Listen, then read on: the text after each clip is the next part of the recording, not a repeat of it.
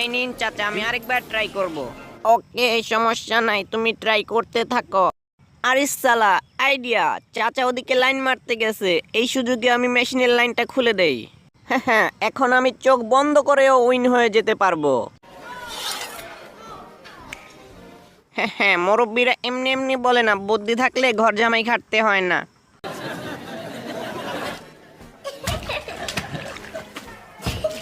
বাহ বাহ বাহ বাহ, দারুণ তো খেলাটা, আমিও খেলতে চাই। হে হে।